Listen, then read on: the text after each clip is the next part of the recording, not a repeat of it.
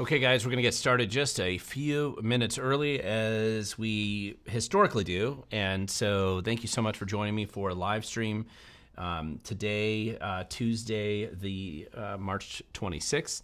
And we're going to be hopefully having a good Ask Me Anything video here. There's a number of people already logged on and have already posted a number of questions. Just a quick reminder that if you're going to put a question on, if you can say @WeTheGoverned, in the question, it just makes it a little bit easier for me to spot it as a question as I'm kind of looking at the channel. Also, always appreciate if you let me know where you're logging in from. Just gives me a sense of the distribution of the live stream and where people are coming from. Obviously, most people do tend to be watching this from Washington State, but if you're especially I do seem to have some New Zealanders that seem to like to jump on and watch, which is always appreciated. A couple little updates here for those watching. There were actually two things that I promised that I would do last live stream session, and I didn't really catch up and get ahead of myself and properly do my research, so I'd come in here a little bit more prepared. And one of them was that I was going to do research on the worst bills that got out of Olympia and hit Governor Inslee's desk. I was going to do like the top 10. My kind of plan was to do a video about it and just list all the top 10 worst ones. The truth is that most of the worst bills died in the legislature this session, more than ever before, which was a good thing. But there were some bad ones that hit his desk. Probably the one that people noticed the most was actually the modified version of the ban on gas, propane, essentially, or not propane, but natural gas, because it's more than. Sure, I realize that it basically still doesn't affect existing construction as much, but what it really does, it opens the door, especially for Puget Sound Energy, which serves a tremendous amount of customers in Washington State.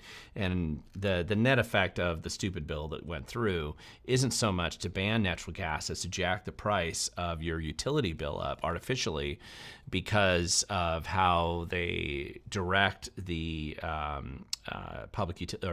these utility entities like Puget Sound Energy in depreciating their basically their investments in the natural gas infrastructure, and it basically allows they give kind of this exemption to the utility board that lets them to just jack up the cost to the consumer and then hide that cost from the actual person who's paying the bills. So if you don't like how much you're paying for electricity or power today, you're going to even love it when because of Governor Inslee and the Democrats, because they decide to jack it up much higher for no reason at all. It's entirely an artificial construct structured in a way to simply make the cost of living much more expensive for you and I. So that was one of the bills that got a lot of attention towards the end because it really has this kind of widespread effect on everybody in a pretty dramatic way. There were two gun bills that got out that were also bad, and I want to address those more effectively. Washington gun law has done a much better job than I could probably ever do in explaining the problems with some of the gun bills that came out. But this wasn't a session that had a lot. It had a lot of anti-Second Amendment proposals, but not very many got through the mix. It also had some tax proposals that all died mostly before they got through, due in part largely to the initiatives. But there were, whenever government's in Olympia, they're always finding these little ways to make life harder and more miserable for you, and with unintended or intentional impacts that go down the road. Like you don't see the impact right away, but the impact down the road becomes significant. We constantly find this with bills that are sound innocuous enough by themselves, and they only address one small part of the code. But when combined with a bunch of these other codes, they really make things a lot worse. So I think that's definitely, I want to go into that a little bit more detail. But the truth is we didn't have as many as I kind of thought we would.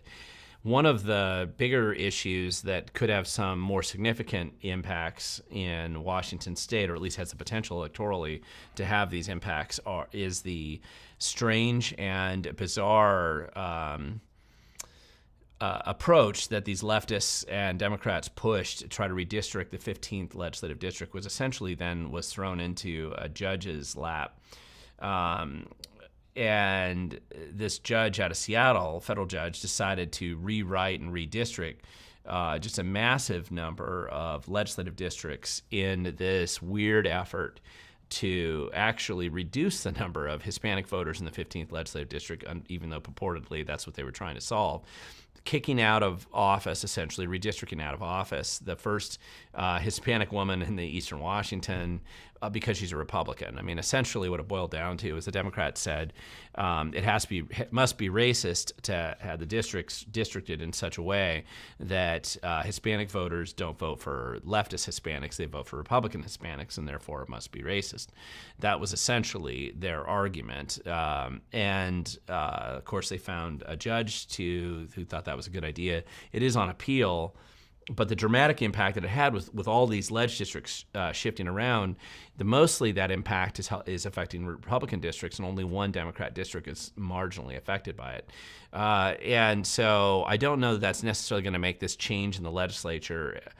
I don't know that the Democrats' goal of trying to get some of these seats to flip is going to necessarily be realized this cycle. It doesn't seem like it will be down there, but it certainly adds a level of disruption to the election process as numerous Republican legislators are actually redistricted out based on the new boundaries. So they're either going to be running against each other or they're going to have new people coming in. And whenever you have that kind of turmoil and drama going on, it inevitably, and it's almost all Republican districts that are being affected by this, then it's going to produce fairly significant outcomes that usually aren't so good for representation in Olympia. And now those aren't the only races that are going to be on the ballot this November, but they are the ones that could have an impact on the legislative control. Now, the only reason why I'm a little skeptical that it's going to have as much of an impact is really just because of other things that have nothing to do with other things, bigger issues in Washington State, the initiatives being one of them, the overwhelming kind of attention that's going to end up going to a presidential race and therefore diverting a lot of money into fighting these initiatives. The left's going to have to divert millions and millions of dollars trying to stop the three initiatives, the Let's Go Washington initiatives that actually reduce the cost of living for people. And so I'm not totally sure how all of the I don't think we can just presume that it's going to be a business as usual sort of election cycle. It's going to be a lot more drama, a lot more unpredictable, I think, than other elections have been. But if you happen to live in one of those affected districts, it's quite a hassle. So it's going to be an interesting piece, and clearly it's going to affect those elections. Will affect us all as far as who represents us in Olympia. Now, the group that's fighting this on the Republican side and opposing it probably needs to get some new attorneys because they're in this appellate level process. And usually you don't take the attorneys that lost you the case at the lower level. Usually you have some new attorneys step in.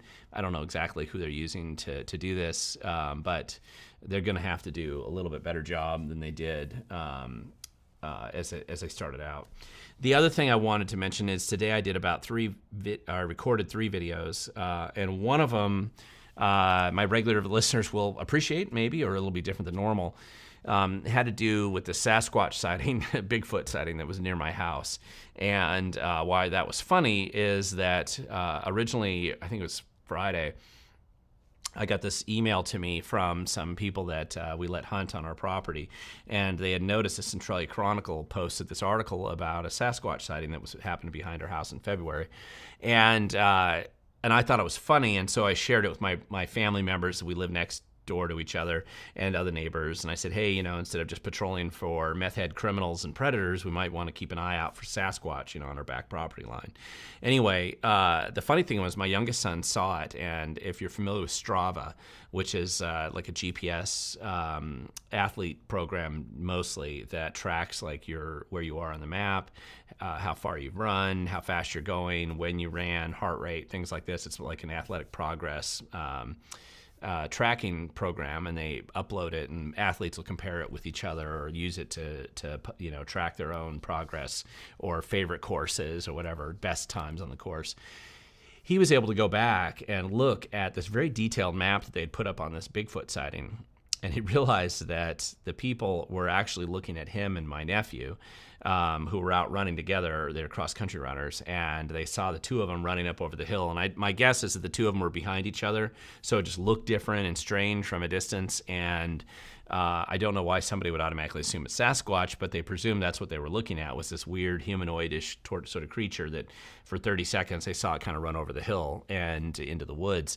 And they never crossed their mind that it would be two cross-country runners right next to each other at a distance. So it turned out that he debunked that particular Sasquatch sighting, and he contacted the Chehalis Chronicle and forwarded the Strava data, which clearly showed at that exact time, that exact day, and that exact location, that's where they were running. And so these people probably saw them and just couldn't process what they were seeing, so they presumed that it was a Sasquatch sighting.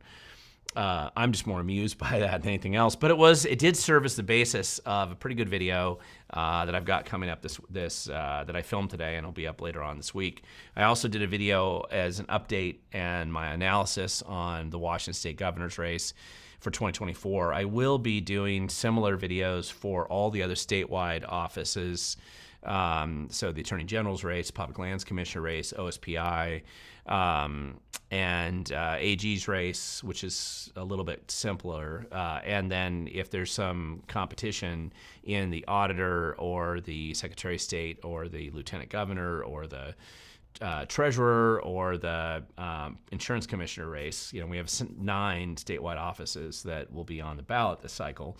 Not all of them necessarily have a serious contested sort of election going on, but some of them definitely do. And the governor's race is the one I covered already, but I think that's an interesting. It's worth it to go through and look at those races, especially the lower level type races that people don't tend to pay attention to, like treasurer, like auditor, frankly.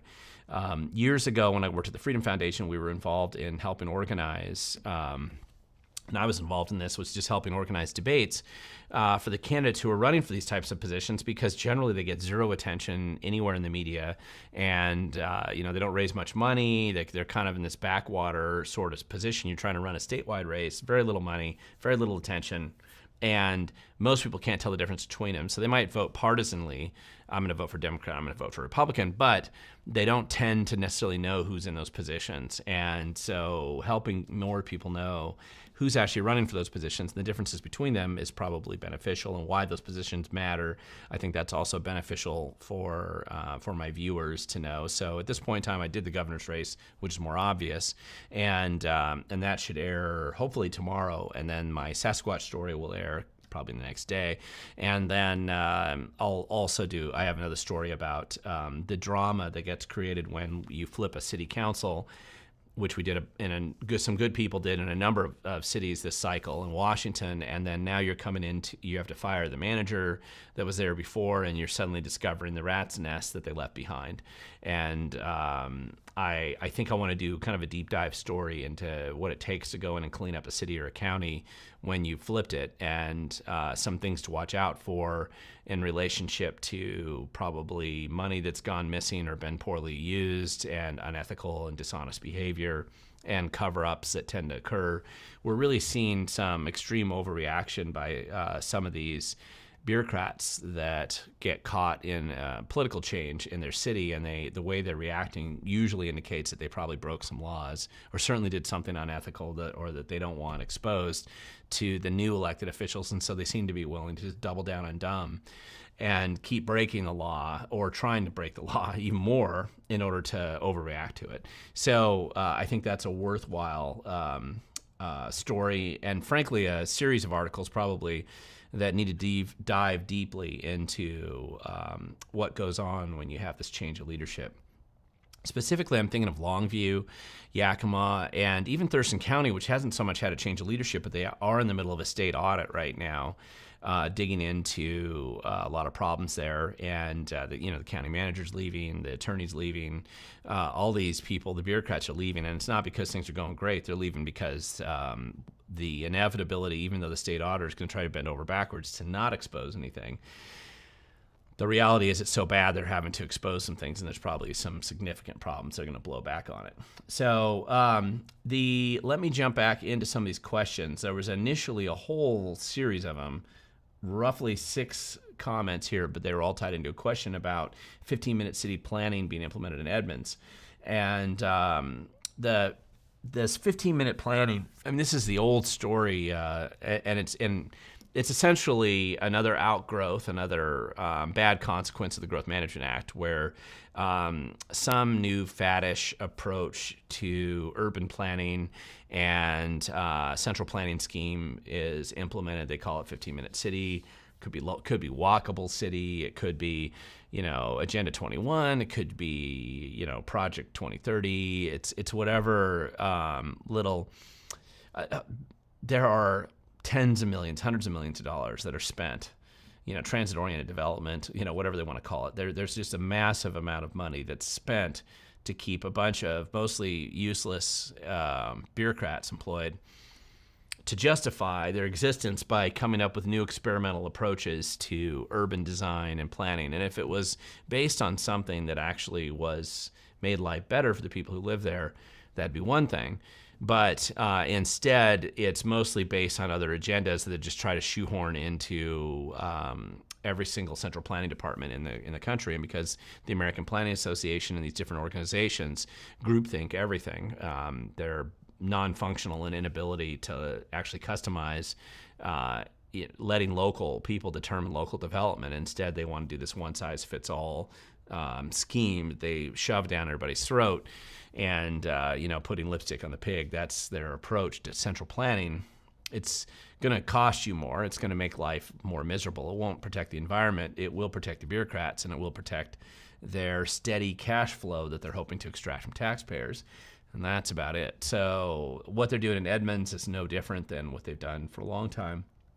Where Edmonds is a little different is it's already mostly developed. You don't have a lot of green spaces in the sense that, although I know some of the comments here by North Song, you're referencing that there's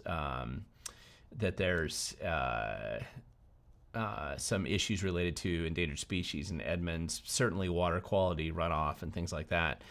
Most of these issues, especially when it comes to water quality and mitigation schemes for impervious surface, for example, or other types of planning issues, mostly these are engineering challenges, which you can solve with engineering solutions.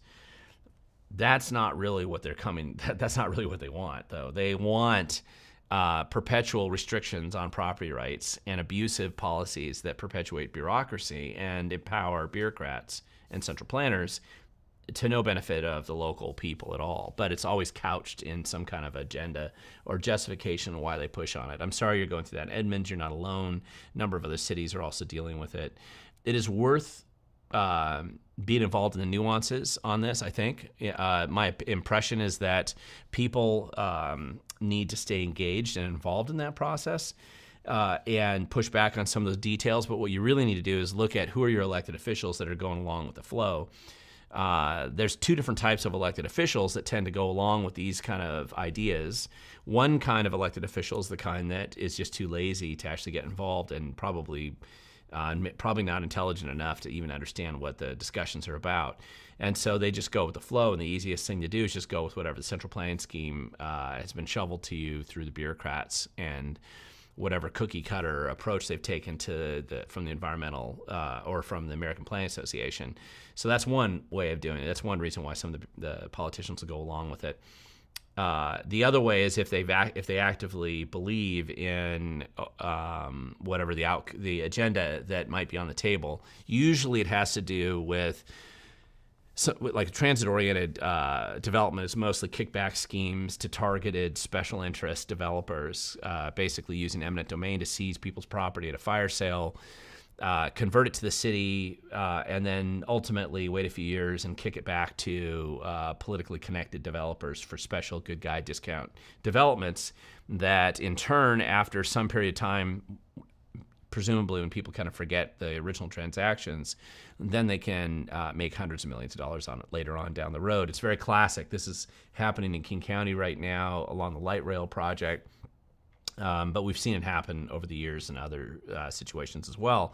Very classic development problems, and Edmonds is right in the middle of it. Let me keep going on.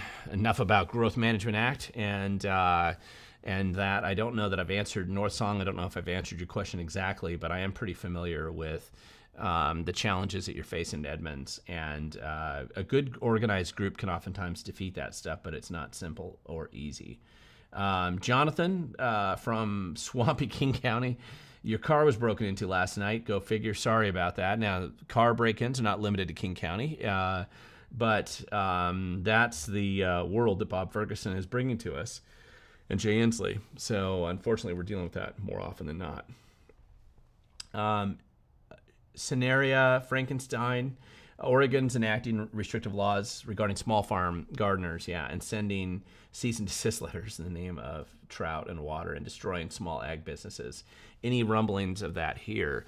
Yeah, the original idea behind that actually has to do with what's called, and I'm on the board of the State Farm Bureau. I'm on the board of Thurston County Farm Bureau where I live, and my family has a farming background, and we call the original excuse for most of the abuse on small farmers is coming as part of CAFO compromises, which is Concentrated Agriculture Feeding Operation. I think I'm using the right. It's CAFO. I know the problem with acronyms is once you start using them, sometimes you forget what they're originally based on. But I believe it's Concentrated Agricultural and Livestock Feeding Operations.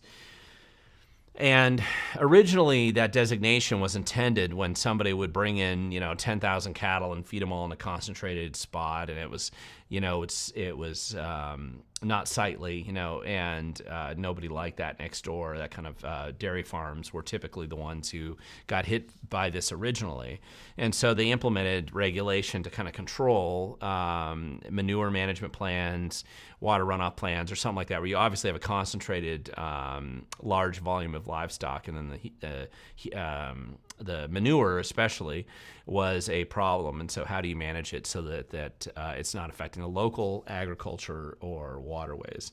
Especially they're usually looking for high nitrate contents in the wells. And so, but of course, the nature of bureaucracy is to perpetuate itself. It isn't to solve a problem. The nature of bureaucracy is always to find excuses to justify their existence. And the growth of bureaucracy is at the direct reduction in freedom and liberty for the people who live in those communities. So what they've done in Oregon is gone down this road quite a bit further, and they've decided to implement these CAFO and other related water quality issues and impose them in places where they're totally inappropriate and out of line, going after small farmers, organic farmers, and small, even just homestead operations where people have gardens in their backyard, and destroying all the small ag businesses that they can get their hands on. There's also some incentive. The big ag operations don't care about this because they can afford lobbyists and paid consultants and attorneys, and they can pay staff to comply with whatever random regulation that comes on, and they just simply increase the cost of the agricultural products that they put off and they sell in the future. And so all they care about is getting the documents signed and the agency off their back. They kind of enjoy the fact that this destroys all the small farmers because that's their competition, and so they have little concern about what it does to those people and those operations. And what we see in Oregon, it hasn't been done to that extent in Washington yet.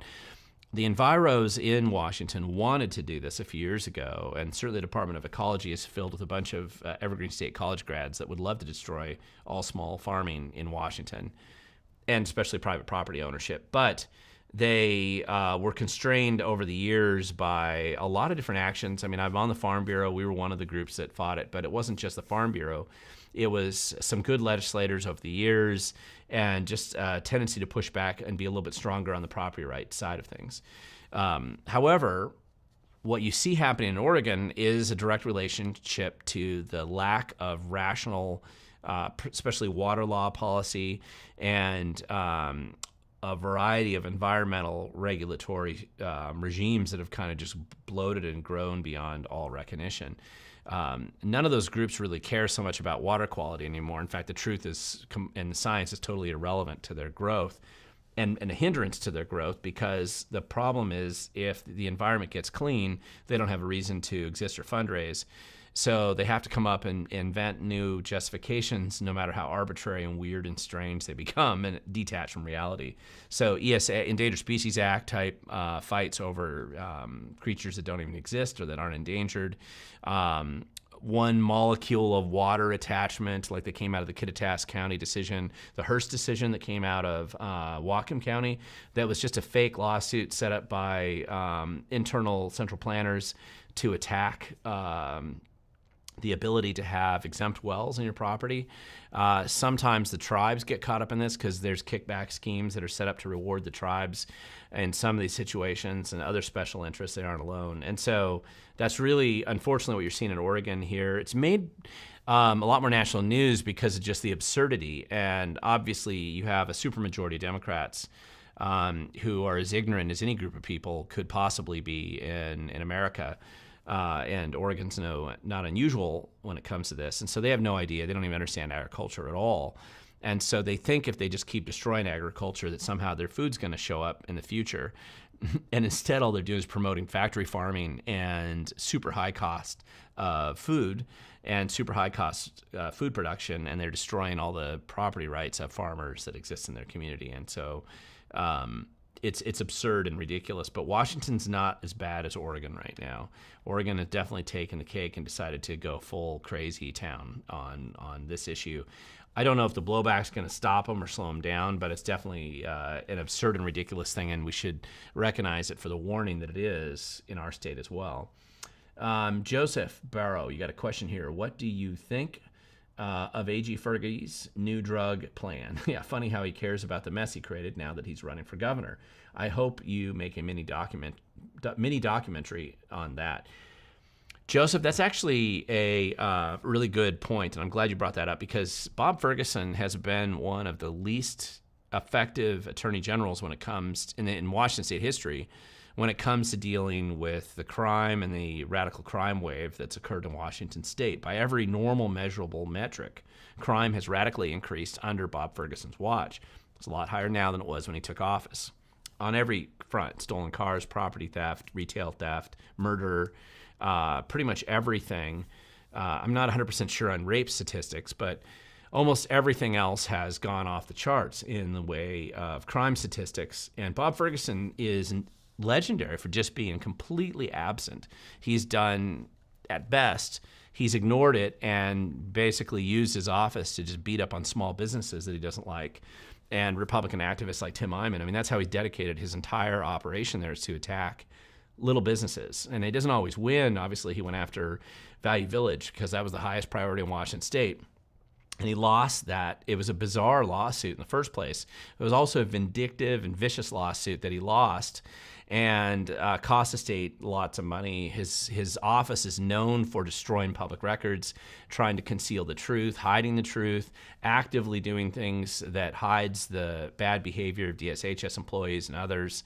So, and he actively encouraged the Sinaloa drug cartels, and so that they could distribute drugs far easier in our state. And in the homeless camps, he's done everything he can to make sure that junkie camps are more prevalent throughout the state. It wasn't until in the last year or so he's finally backed off of this. Once he decided to run for governor, suddenly he mysteriously discovers public safety. Now, he knows he's weak in this area. I mean, you never saw him do anything during the Chaz Chop riots, the 2020 riots in Seattle. Bob Ferguson was gone. He was just absent. It was like he was on vacation. He was spending his time attacking little businesses. He wasn't going to spend his time trying to protect the people of Washington. And now he knows that he's actually weak. He's spent all the money on surveys. Go look at his PDC reports. You're going to know. The guy spent a bunch of money on surveys, and he realizes he's very weak and people don't view him very positively when it comes to public safety. And I'm not even talking about his weird and bizarre endorsement of taking the most violent sex predators in Washington state history and then trying to release them secretly into people's neighborhoods, that he personally, Bob Ferguson, has to sign off on. His name is on every one of those releases. And he's overruled employees that work at McNeil Island who've said this is a bad idea. That Ferguson's office is I mean, all this crime genuinely rests to a large extent on his office and the poor choices and decisions he's made there. So now he suddenly realizes he's going to have to go and pretend like he's anti-crime when he's been like the most pro-crime, pro-criminal, pro-crime wave AG in the history of Washington State. So now he's suddenly trying to change his coat and pretend like he cares about public safety. The funny thing is, he could only find one, he initially launched this on King 5 News, right, which is just a completely useless news organization. It's not really a news organization anymore. They abandoned journalism long ago. But they basically exist mostly to promote whatever the Democrat agenda is at the time. They just report and told what they're told to report. So Bob Ferguson knew that King 5 News would never ask any real questions. And so they would reprint whatever he told them to reprint or run. And he probably pre-negotiated the fact that there were no significant questions that he probably didn't already have organized ahead of time. And so this King 5 News thing was just absurd. it is a parody of reality, and that is how Bob Ferguson has generally operated, especially over the last, as he's gone along in the AG's office, he's just gotten progressively worse. His first 4 years in the AG's office, he didn't really do anything. It's been the last 8 that he's just been on this spiral, into planning to be the craziest guy he could be, and proving to all that he cares not a whit about your freedom and liberty or future, as long as he can attain political power. And so he just surrenders. He hurts you so that he can promote his future political donations from the various leftist causes that he protects. He doesn't care at all about the Constitution or your freedom. And it's just ridiculous. And unfortunately, I think most people, he has a lot of negatives, including in Seattle. So I'm curious to see this campaign that he's running is because he knows he's weak in this area, so he's trying to get out ahead of it. Jason, Sideshow Bob is part of a lawsuit against Glock. Will a ban on handguns be on the table? I'm sure it would not just be Glocks. Yeah, I don't know how that's going to work. I'm aware of the lawsuit, and Bob Ferguson signs on to any lawsuit that he can get his hands on as long as it builds up his credentials with some of the billionaires who have armed security guards themselves. They just don't want you to be able to defend yourself. Like you have Nick Hanauer, you have a bunch of these well-known, Martha Kongsgaard, right, Peter Goldman, all these leftists that throw a lot of money. Some of them are billionaires, like Nick Hanauer, and they throw a lot of money. Bloomberg is one of the guys who's come into our state too. And these guys throw tons of money into disarming you and making sure that you're going to be more likely to become a victim of crime in the future. They seem to love the fact that you'd be more likely to be harmed by criminals. And everything that they do in coordination with Bob Ferguson is to make it more difficult for you to defend yourself. So his attack on Glock, he's jumping on that one. That wasn't his unique idea. He's just jumping on that lawsuit, and he'll jump on any others that come along. One of the things, if we got a real attorney general in there to do, would be to get out of all those lawsuits and reverse course on a lot of this stuff, but that's a longer conversation. Rex, you got a question here. Considering the poor governance, both nationally and in our state the past 4 years, do you think that there will be a substantial number of Democrats voting Republican now? I believe so. I mean, what you won't see when it comes to how people define themselves politically, Democrat versus Republican, right? If you are a hard partisan Democrat or you're a hard partisan Republican, however you define yourself in that way, you rarely are going to cross over and vote differently. But realistically, you're talking probably 20% of the population on each side. Some people say it's 15% on each side, but whatever it is, it's this fixed number. Those people don't tend to change their voting patterns. And of course, the difference in major elections is made in the middle. Now, it's also made by incentivizing your side to turn out and vote and to be active in promoting your campaign. But the truth is, where do these middle people tend to shift back and forth? And unlike probably a lot of people watching my show and the people that would hang out at Lincoln Day dinners or be activists in general, most people don't live their life paying attention to the day-to-day body blows of the political process. That's just not how they spend their time. And this shouldn't be a surprise. It's fairly normal. All of us have friends and family, and some of us might even go through phases where we don't want to pay attention to politics either. And so it's not terribly unusual for people, the majority of people, to just want to, they want to get through life, right? They want to be able to take a vacation with the kids. They want to see their family. They want to get that new car. They want to do the remodel on their house. They want to mow their lawn. They want that promotion at work, whatever it is. It's just very normal for people to focus on the things that matter in their day-to-day life. Plus, a lot of times people are going through drama. Maybe they get a divorce. Maybe they're having a tough time with their family. Maybe they're working really hard, 2 jobs, something like this. When people are going through this in their life, the last thing they want to think about is politics.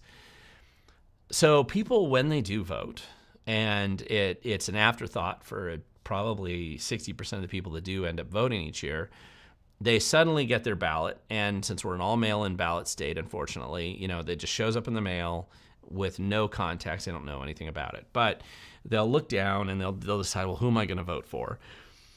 And I do think that people vote emotionally. A lot of people do. And so are they paying a lot more? Do they feel like their life's worse or better? I mean, there was a time not that long ago when Democrats actually appreciate the fact that if people's economic conditions are getting worse, that's probably not great for the incumbents who are going to suffer the consequences to any electoral blowback that occurs from bad economic times. I think it was Obama that actually said that the price of gas, more than anything else, closely correlated his positive or negative views in the population. And so we're in a time right now where it looks like gas prices are jacking up. Inflation is clearly going up. The cost of food is going up. The cost of housing is still very high. Interest rates are very high for people who are living on the edge with credit cards. Cost of vehicles are very high. The cost of power is very high. And a lot of these things, some, not all, but some of the costs that people are paying are a direct result of terrible policies that the Democrats own completely. They own these policies. The carbon tax kickback scheme that Governor Inslee shoved through after voters shot it down when 1631 was on the ballot a number of years ago, that's a classic example. You've jacked up the price of fuel, 43 cents a gallon or so, could be a little less, could be a little more, on top of our already artificially high gas taxes, which are frequently diverted not to transportation projects, but all kinds of mitigation schemes and light rail kickback schemes and bike paths. They don't see their roads suddenly getting better, and they're paying a lot of money for this. They're paying a lot of money. They're paying twice as much money right now for public education than they were 10 years ago. And you would have to be insane to think that your kids are getting even the low quality of education they were getting 10 years ago. It's actually gone down by every measurable metric. The crime stats, people don't feel safe. The inflation, how it's affecting their ability to buy food. All of these things are going to affect, I think, how some people vote. It always has. This is not new. This is very common. So I do think you're going to find people that may have voted Democrat in the past who, even if it's just out of spite, they're going to shift over and vote differently. You are seeing, individuals make decisions. Democrats don't believe that. They think people make decisions in groups and that they work in lockstep. If you're a Korean, if you're of Korean descent, then you're going to all vote in lockstep. That's how Democrats tend to think. Or if you're Jewish, you all vote in lockstep. If you're on the reservation and you're on the Chehalis tribe, you all vote in lockstep. And that's not true. People vote individually and have the ability to think for themselves. And but you will see trends occur within some of these ethnic communities as well that I don't think looks good for the Democrats. The only thing I can see them trying to run on right now is they hate Trump, and they want to make sure that you can abort babies in every circumstance that's conceivable. And that may appeal to that hard left percentage, that 15% or 20% over here that's going to always vote for you no matter what. But I'm not sure. It seems like they've kind of run out of the road on that. I'm not sure. I mean, maybe Trump's enough of a motivator for them, but we'll just have to see. Question, Alex Brown, number 1. Do you stay positive? Oh, how do you stay positive with the state? It's a struggle for me. I feel that the damage is irreversible and will continue to only get worse. I'm 26, and the way it is now is all I know.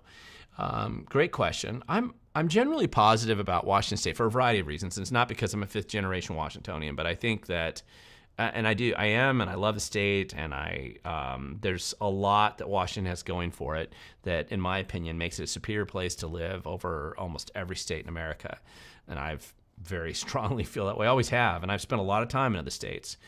and I went to college back in New York City too. I mean, I've had a pretty good experience, and I used to travel a lot for sales. So I'd spent a lot of different time traveling in different states and viewing what it was like to live there. I love the state. I love Washington. You can have incompetent and terrible political politicians that are in charge destroying things. They can do that, and they can cause great ruin. But you can bounce back from that stuff pretty quickly if you can remove them and kind of undo the terrible things that they've done. When you recognize how close Washington, it wasn't that long ago even that Washington had, now listen, blue team, red team, Republicans, Democrats, sometimes there's bad Republicans, sometimes you have good Democrats, that's true. Legislative control though, and who controls the legislature is still somewhat indicative of how people are voting locally. So whether they're voting Republicans or Democrats, right now Democrats have control of both the House and the Senate. It wasn't that long ago, in fact, it was just a few years ago, that Republicans were only down 2 seats in the House and they were essentially tied, or sometimes with 1 vote majority in the Senate. And that made a big difference in what you saw going on in the legislature.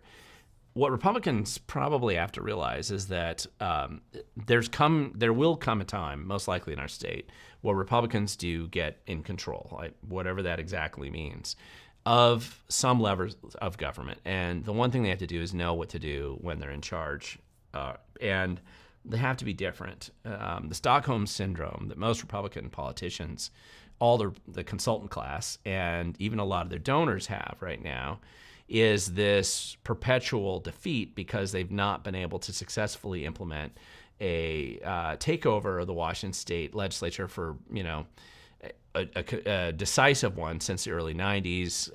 The last time they controlled it, I think, was early 2000s, other than the Senate, which they had for just a couple years ago. And so I think this drama of not being that person and being in charge is definitely something they're just going to have to realize. Sometimes you can win, and when you win, you're going to have to govern like you're winning.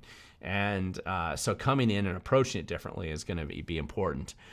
Also to remember that I'm seeing lots of drama going on in plenty of other states. You can't run away from this. You just have to fight it. Jason, you got a question about thoughts on Trump gag order. Will they put him in jail? I doubt it. All this stuff, this attack on Trump seems to be backfiring pretty dramatically.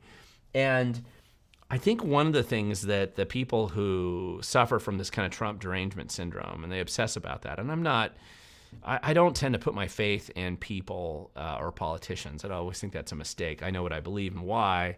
Politicians are the tool to help implement the policies that you'd like to see. If you care about liberty and freedom, you try to elect politicians that are going to promote those causes. But politicians go in, and sometimes they're honest, sometimes they aren't. Sometimes they're straightforward, and that's what they do. Sometimes they don't. And so you can't put your faith in a person and stick them up on a pedestal and assume that they're going to be the, Hosanna on high, and that's who you're going to push. Not really a good path, I think, for that's not a good, healthy way, I think, to look at politicians. So when it comes to Trump, the interesting thing is there's a lot of people that love Trump, under all circumstances, and he can do no wrong. Totally understand it. That's great. He's your guy. I voted for Trump both years, no doubt. God help us look at who was on the other side. And I was surprised. I woke up laughing in 2016 when he got elected. I thought that was the funniest thing ever, mainly because I think the reaction on the other side they had. But something that's also happened is you also have people that are insanely, rabidly crazy in attacking Trump beyond anything normal. Like, it's not rational. It's not just I don't like this politician, but it's so extreme and so weird that they've turned Trump into an unlikely martyr. And you think about it, it's kind of funny. How do you take a billionaire and feel sorry for the guy? Well, you take something that's even bigger than a billionaire, which is the entire apparatus of the security state and the bureaucracy and the entire political establishment, which is awesome and abusive and amorphous and impossible to stand against, and you try to crush that billionaire with it. And suddenly they found a way to turn Trump into a martyr and a victim. And it's amazing. The other thing is, because he keeps surviving it, I think that it generates even a lot of respect with people that may not even like Trump, but they're going to vote for him because, they're looking at the crazies and the craziness that's being that's occurring in their attacks on this guy, and they're thinking, my God, I don't want those crazies who are attacking Trump to be in charge of anything. It's better to get him in there. Will he make that big of a difference when he gets in? I don't know. But I just don't see him going to jail right now. I actually think if they were stupid enough to send him to jail, I think he'd actually get reelected for sure. So that's kind of interesting. But anyway, we'll see how it is. Let's see, what is a tablet on stand that you have on your right? On my right, this is where I'm assuming, and this is, Jason, you're asking about this. This is where I'm reading the questions and I'm responding to the questions here. This is actually a screen that's simply showing the live stream that's going on right now. I have 73 people watching right now, and this is just telling me how far along it is, and this is how I control the live stream. On this screen is where I actually see the questions that you post up. Good question. Jason, good change, the Colorado House will pass. A good chance the Colorado House will pass assault weapons ban already passed committee. Not sure about Senate. Will the 10th Circuit be any better stopping this? I don't know. Generally, the 10th Circuit's better than the 9th, but Colorado suffers from some of the same problems that any place who's foolish enough to let the Democrats get in charge of your legislature suffers from, right? They just can't help themselves. Listen, I'm not somebody who thinks like Republicans aren't corrupt. I know that plenty are. God knows I'm actually too close to everything. I know more than I should. And people are people. And once people get into power, it changes them. It's not always good. But in Washington, you have to recognize that almost all the corruption comes from only one party, and it's because they're in charge. If you're a corrupt criminal and you want to get into politics, which is an unfortunately large number of people, why would you be foolish enough to join the Republican Party? They don't control enough. You want to join the Democrat Party because that's where all the grant grifting operations are. They control the money, and so if you're going to be a criminal, you're going to go there. That's how it works. Maybe if the Republicans took over and ran things well for a long period of time, maybe eventually they would get lazy and corrupt too, and they would go down the same path that the Democrats have gone down. I don't know. I've seen Republicans get quite corrupt in some of these other states, so they can happen here. Having a party label is not going to prevent you from being corrupt.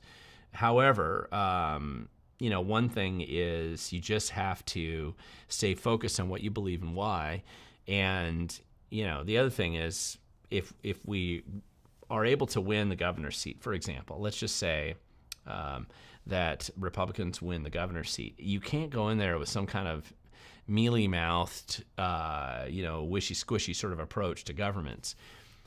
You're going to have to fire thousands and probably tens of thousands of bureaucrats. You're going to probably end up having to take away agencies. You're going to have to downsize government in some dramatic way. If you don't, you're just suicidal, because every single senior level bureaucrat is going to spend every waking moment they have in Washington State trying to undermine you. And you have to recognize that. If you are in denial about that, then you're a clown and you have no idea what big government, how it actually operates today. You have to get rid of and clean house and start over. You don't even have to fill every seat. You just have to clean house of all the bad guys that are going to be spending their time trying to hurt you. But that is a conversation for another time, and one that I've had a little bit before, but I feel like I should do like a whole seminar on how would you come in and clean up Washington State. Just practical. I mean, there's just some practical things you have to think about and that you'd have to approach. D. Rambo, same question that I've had many times before. How can the people stop mail-in voting and get in person with USA Citizenship ID? Well, actually, those are two different things. So, interestingly enough, and I think this is going to end up having to come from the federal side of things on the citizenship validation process, because of the craziness with the mass illegal immigration that's been endorsed and promoted by kind of the swampy kind of DC class, and the Democrats in particular, bringing in a lot of illegal, like 10 million people, which is pretty amazing. They're not supposed to vote, but the left has shown its cards and shown that they really are trying to do is destroy the concept of citizenship in the first place. And so they want to bring in people that aren't citizens, and then presumably they'll vote for crazy leftist ideas. Stopping that is going to have to be something that comes from the feds to some extent. States can certainly push back on it because they have some control over determining legitimate voters in their country. But if you look at the motor voter law and a lot of the rules that have kind of come out of that in litigation, the state has some control and obligations, but not as much. The feds have to kind of back it up, and they're going to have to come down in a way that probably seemed inconceivable in the past, but they're going to have to be much more clear about the requirements of citizenship being a critical piece of your ability to vote today. Anybody that thinks that Washington State doesn't register non-U.S. citizens is shockingly ignorant. I get people every single election cycle from people who are here legally under green cards, H-1B visa holders, student visas. So they're not U.S. citizens, but they get registered to vote all the time. Every time they interact with the government, they get registered to vote. They register them to vote with a driver's license most commonly, but they register them to vote if they get any services of any kind. They just get registered to vote. Even if they tell them that they can't vote, the Department of Licensing typically signs them up anyway. This is bad because then now you got a flood of mailing ballots that are loose out there. Even if those people aren't trying to break the law, those ballots are floating around and somebody could grab those ballots and vote for them. And they probably wouldn't even notice. So there's really, it's an interesting challenge that we have. So that's that. That's the citizenship voting. That one really has to be addressed pretty dramatically. And I think it's going to end up having to come from the federal side of things. Then you've got mail-in voting, which is different and not unique to Washington, but we certainly were one of the first states to go down that road. And again, I've gone through this several times. I think I do this in almost every live stream once. The change to mail-in voting is most likely to come from another state in litigation because of all the issues and problems that they've been uncovering. Two, if you do have political control that occurs in the state, our state, with a new governor and legislative control, I think you could reverse mail-in voting the way that it's done right now, and that could probably be reformed quite a bit. Those are the two most likely paths to go down, but it won't happen overnight. It's going to take some steps. People still like the convenience of mail-in voting, and surveys back that up. They do, including Republicans don't like it so much anymore, but historically, up until a few years ago, there was a general majority of people that did like mail-in voting. I don't think that's it's been dropping in interest, but we'll see. Robert, this is a question from Robert Trimmer. How can we reverse the latest LGBTQ RX++2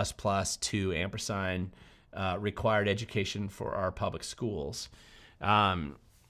Well, you would have to change the statute. The latest one that they passed this last time, again, this is part of our schools are dysfunctional right now and failing by every measurable metric when it comes to science, math, and English, right? So they can't teach a smaller percentage of kids graduating today know how to read than they did just 10 years ago or 5 years ago. Smaller percentage know how to function in a basic elementary math level than they did just 5 or 10 years ago. And their ability to do any science, of course, has been reduced as well. So public schools are failing in every elementary option that's given to them, that mandatory requirement they've had for the last couple, in our state, the last 140 years or so. They're just failing.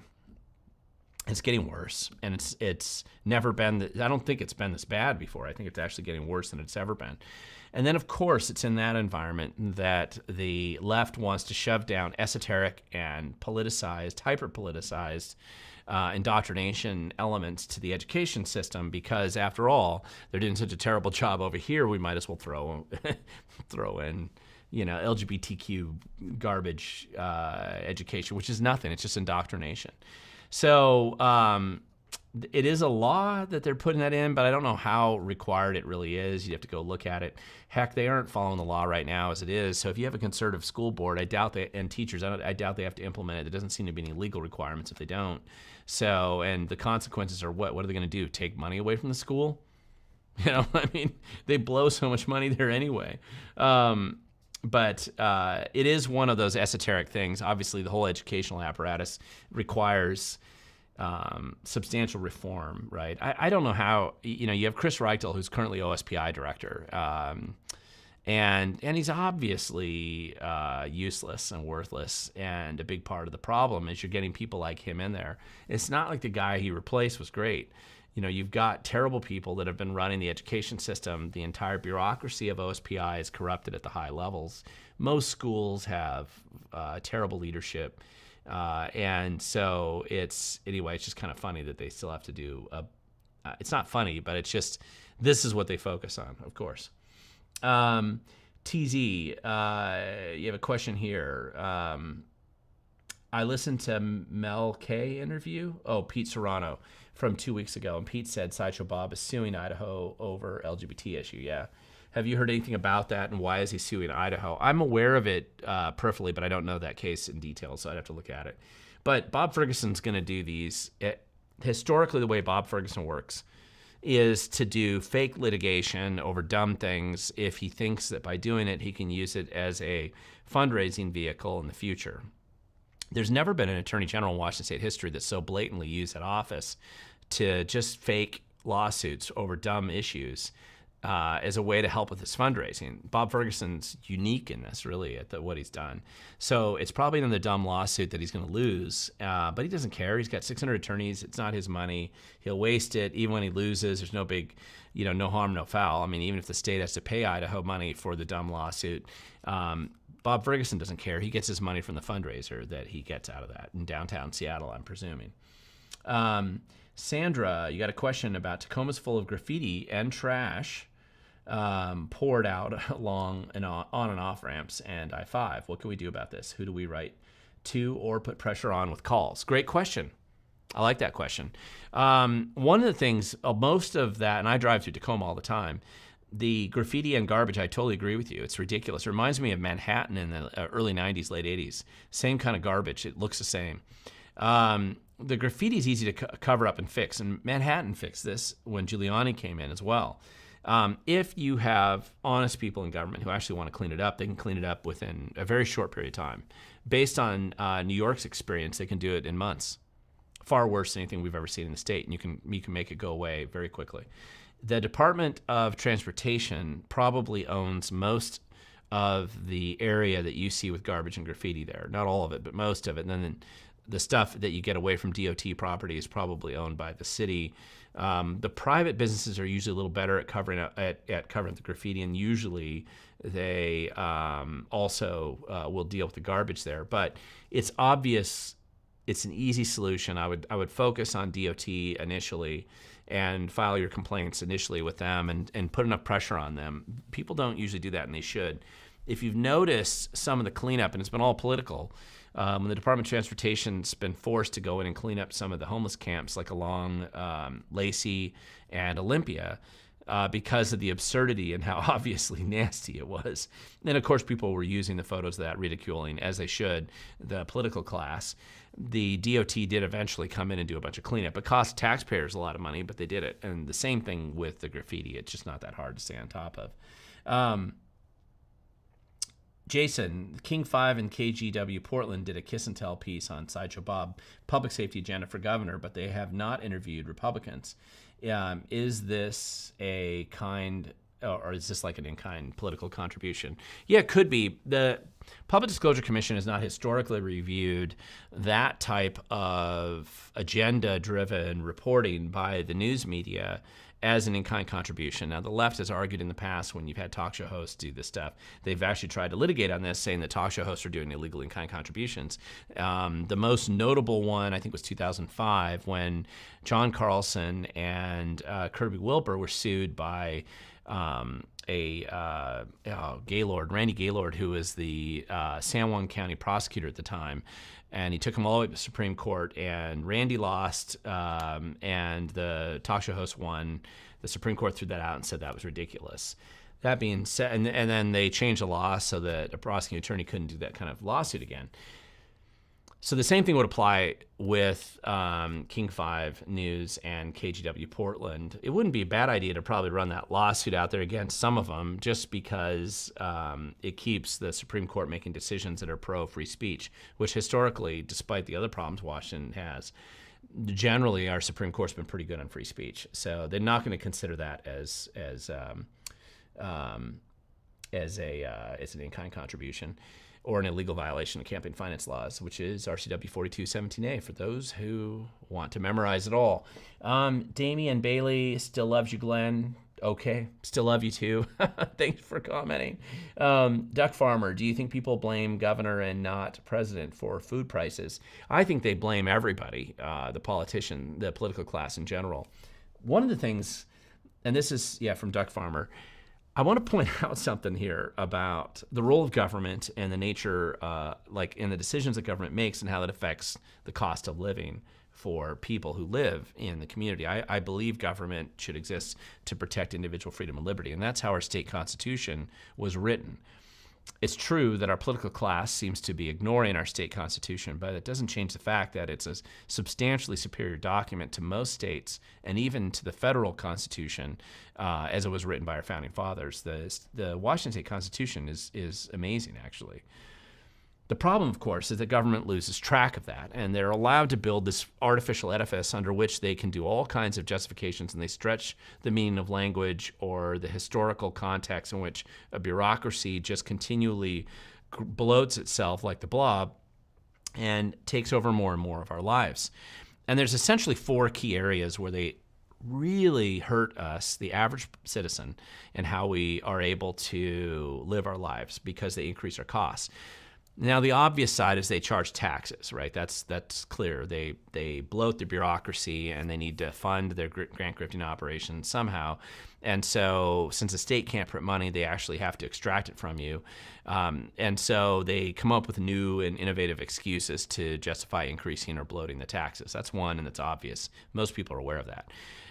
The other areas that people aren't as aware of is how they increase the cost of food, how they increase the cost of energy, and how they increase the cost of housing and transportation.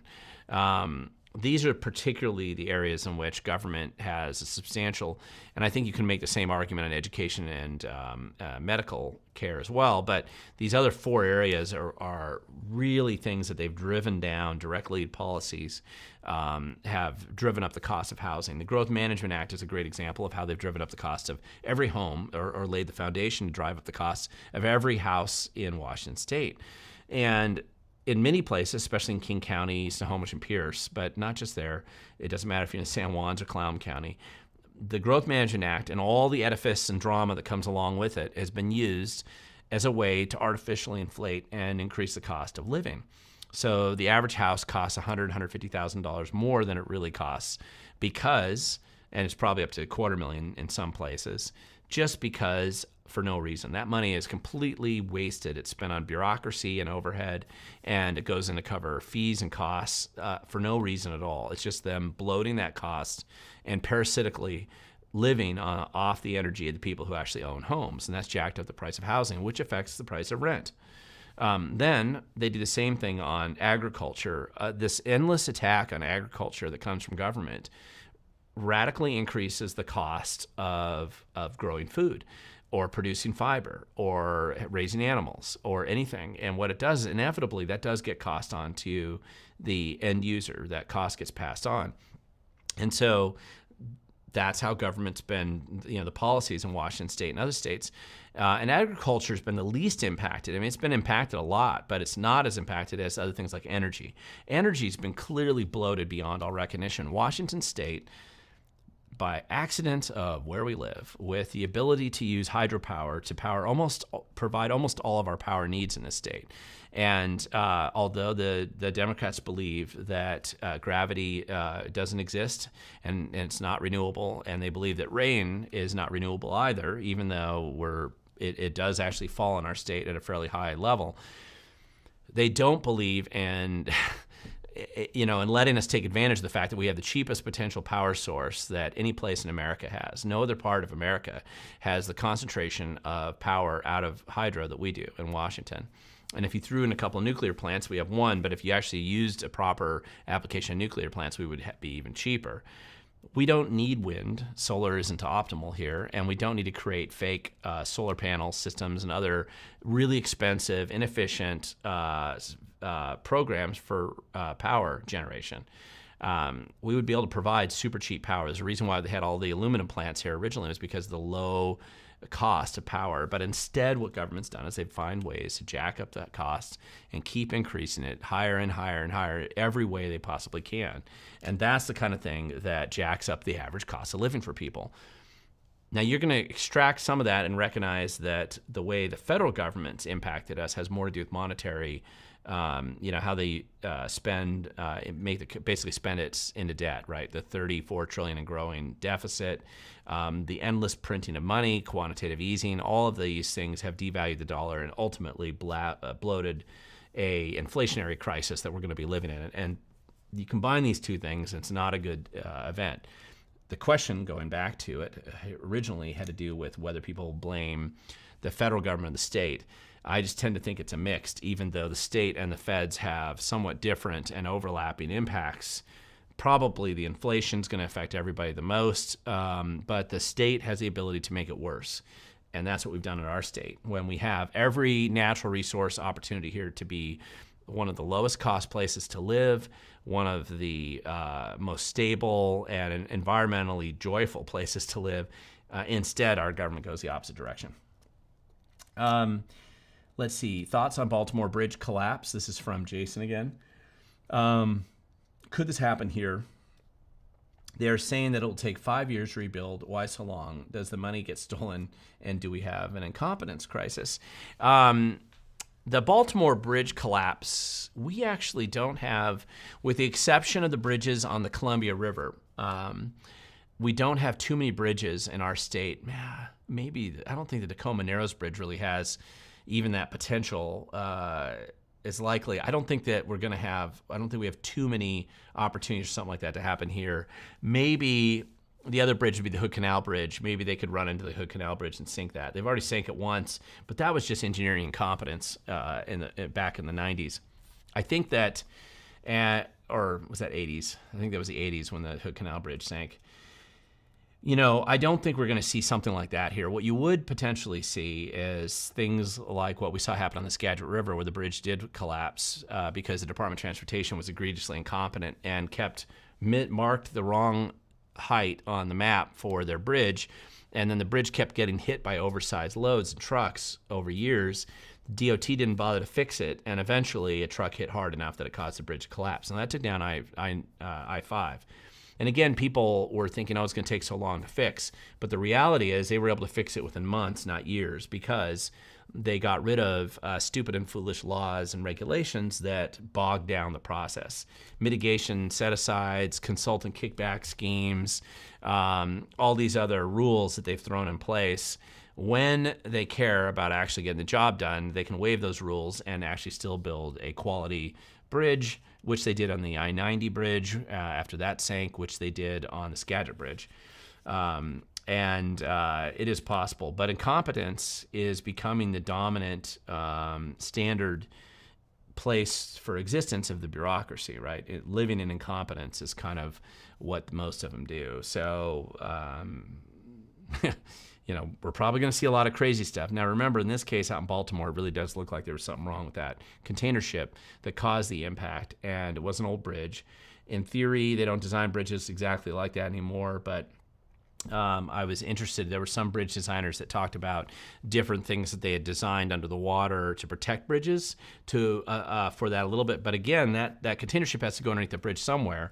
And so I'm not really sure. I know why it happened. I saw the video like everyone else. It's just, I think we're less likely to see exactly that happen. If you look at the big ports in Tacoma and the big ports in Seattle and Everett, none of them have to go under bridges. So they generally are able to, there's no bridge that would collapse to shut down Puget Sound. Like I said, the Tacoma Narrows Bridge is the furthest, is the only one I could think of. And they would have to run into one of the pillars on that one. And I'm not sure that they could do it, even if they did. Ask anything. Okay, Glenn, where do you stand on the whole Eddie Van Halen versus Randy Rhoads controversy? I don't even know what that is, actually. So I guess I'm ignorant. Let me know. Let's see. Jason, will the Republicans surrender the gavel to Democrats with all the retirements in D.C.? I don't know. The level of stupidity in D.C. is so hard to fathom that I guess I never really put it past Republicans to seize defeat from the jaws of victory when given the opportunity. You also don't know what kind of corruption is there behind the scenes, people being bribed or threatened. To when it's this close, it's a lot harder to retain and control the direction of what's happening. Brian, my dad's having some property issues with being bullied by King County. Can you point me in the direction of some help? That's just too generic. King County bullies everybody, so I'd have to know a little bit more about what's going on there. Seattle had a question here. Any thoughts on the Washington Supreme Court election since there will be an open seat? Yeah, Judge Owens, to her credit, she actually decided that rather than retire early and let Inslee appoint somebody who can then run as an incumbent, she decided to serve out her term and then let it be essentially an open seat so that it could be challenged. Dave Larson, who I think is a good judge out of Federal Way, has put his name in the hopper, and he's running for that seat. And we actually have a chance to elect a sane judge who understands the state constitution and reads English and believes in the truth, which would be an unusual benefit and change on that court. So that's actually kind of exciting. Let's see. Alex Brown 1, I really want to see change in the state. What can I do to help push that change other than sharing videos and information? Well, what I would do is, depending on where you live, Alex, I would try to focus on organizing a local group of people where you live and focus on something that matters to you. And it could be the city, it could be city council, it could be your county commission, it could be your PUD, it could be your school board. It doesn't matter, but it has to be something that you find a group of people that decide, okay, this is passionate for us, we care about it. Organize them and try to build a group out. It doesn't have to be huge. In fact, sometimes they're a little more effective if they're smaller, but 5 to 12 people, something like that. Pick a project that you want to fix or address that's local, very local to you, and find solutions and paths to do that. There's a lot of ways to make change, and I believe that change is most long-lasting when it starts from the bottom and works its way up. This has been true really throughout history in a lot of ways, and I think with all the tools that we have, the skills, the modern technology, the ability to communicate, the ability to reach out and talk to people and organize at this level, I think that we have the ability to make quite a big difference if we're willing to do that. That's how I would make change if you care about things locally. You also have to remember that it's a teeny fraction of the population that makes most of the change that occurs. It doesn't require mass protests and socialistic sort of organized rallies or something like that. Rallies have their place. That's great when you have them, but I think obsessing about that as the measurement of whether you can make success happen or not where you live is wrong. Generally, it just takes dedicated people, focused, smart, a variety of skill sets.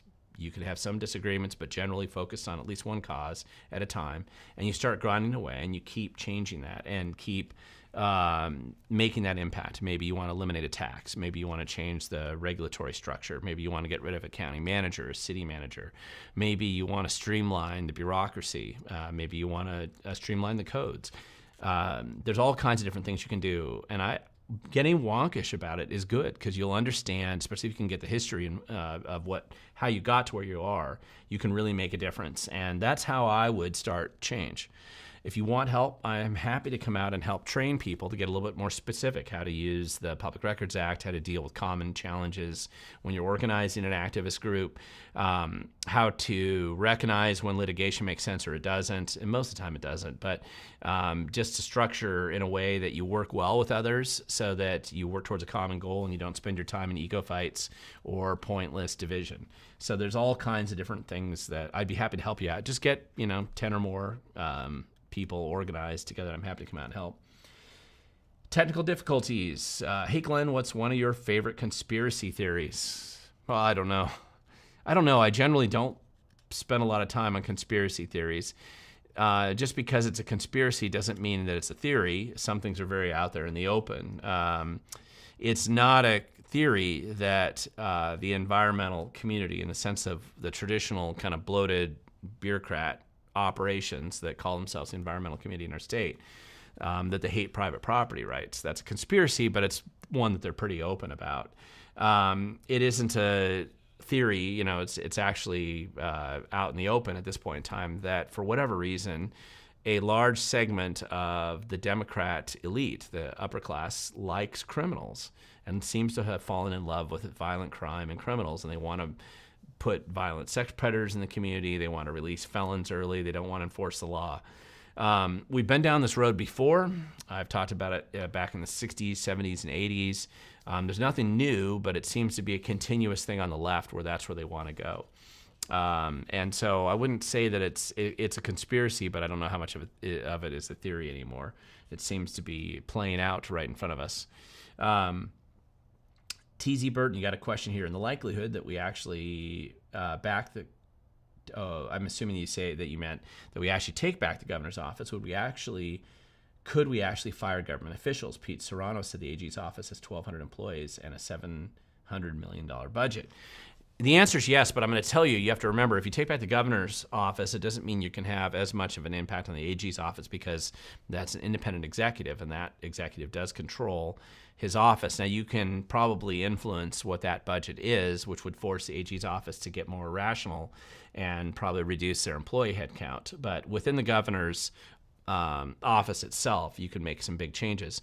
And remember, we have a number of executive level positions in the state. So each one has control of itself. So the Department of Natural Resources, or basically the Superintendent of Public Instruction, for example, OSPI, Office of Superintendent of Public Instruction, that's the educational bureaucracy at the state level. And so, and that's the largest single budget item in the state of Washington. The majority of the money, the largest chunk of it actually goes to OSPI, and they in turn distribute it to local school districts, but a decent chunk of it stays there. They have control. The superintendent of public instruction has control over who works there and their office. You could influence their budget, but generally they have control over that. Same thing goes for a public lands commissioner. DNR, for example, is under that department. Same with the insurance commissioner. Same with Secretary of State. To a lesser extent, same with the auditor's office and the treasurer's office, right? These individual entities, they have control, executive control over their own departments and agencies. But under the governor's office, you have the ability to hire and fire a substantial number of bureaucrats and directors in places like Department of Ecology, Puget Sound Partnership, DSHS, L&I, and the list goes on, right? Employment Services. You have all these different DCYF, all these different agencies, and there's a fairly deep level into those agencies that you can hire and fire the people who are there. Same with, there are about 2,500 appointments on all these different boards. The Trust Lands board that deals with a $200 million budget. I just know because I was in the Trust Land Task Force for a while when I was in a school director association.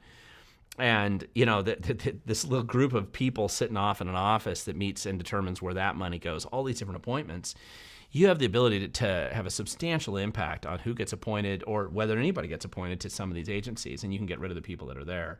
So anyway, there's a lot that needs to be done. You can't get rid of everybody, but you could definitely get rid of the upper level, which is really the biggest problem that you have in these agencies, because 3 layers deep in that bureaucracy, there's nobody there to salvage. They're all bad. They're gonna do everything they can to undermine you. You won't be able to salvage them. So you're just gonna have to get rid of those positions, even if you don't have anybody to fill them initially.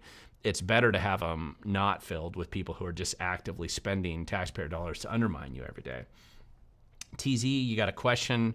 Don't you have to live in Seattle to be on the Seattle Supreme Court? You don't. There has been some argument, actually, and this is an interesting argument that you can make, because the state Supreme Court has tended to uphold district-only voting. And district-only voting means you have to live in a specific district and that's where you get voted from.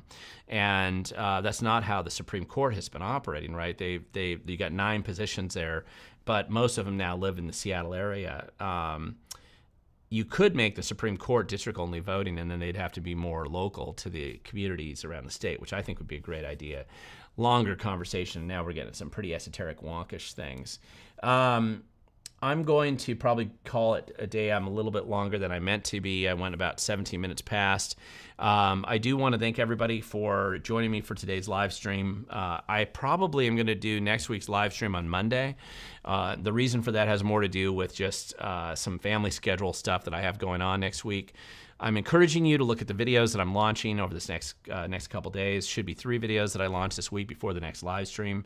And think of the other questions you have. I love these questions here. If you've got a group where you live, as Alex Brown was asking about there, and you want to organize and become more effective where you live, reach out to me, Glen at WeTheGovern. That's my email. Send me a Glen@WeTheGovern.com. That's my email. Send me a quick notice. Let me know how many people you have, where you're located. I'll see how I can come out and help train you to help your group be more effective. I like doing that. I love doing that. The more I do that, the better off the state becomes, I feel like, and I think the more capable everybody is at making and changing the direction of where they live. I do want to thank you again for joining me here today, and hopefully this was helpful to you. And I love all the questions. There's a ton of them here, and there's a lot more that I'm sure we'll have next time as well. So please just remember, hopefully next week I'll remember to bring in the bills, the worst and the best bills. There's not really that many good bills, but I'll bring in the worst bills anyway for the last legislative session if you want to know what it is. And I would also like to start talking about the legislative trajectory on some of the elections around the state and the 49 different ledge districts, and probably the 10 or so that seem to be where change is most likely to occur. Mostly in a good way, or at least the opportunity exists there to be in a good way. So we could have that topic of discussion next week, and hopefully I will be able to do that then. Sorry I didn't come as well prepared as I would normally like to. There were a couple topics I wanted to cover, and I just didn't get around to it today. Your questions, as always, are great, and we will see you next time.